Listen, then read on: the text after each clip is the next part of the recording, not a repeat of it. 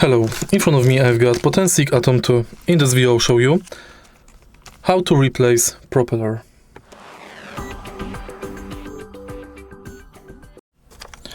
Inside the original box of the drone you can find a set of 16 additional propellers.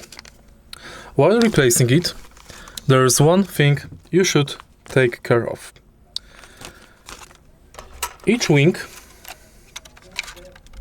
has special marking. Let me show it. Right here you can find the line. Here is the line and here is not. So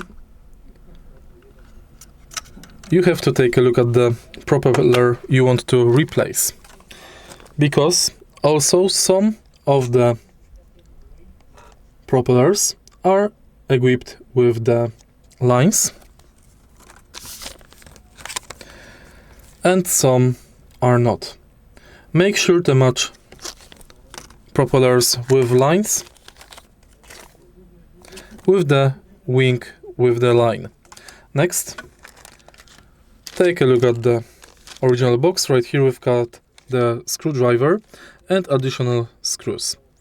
Use the screwdriver to remove the screw, then lift the propeller up and replace it with the correct propeller.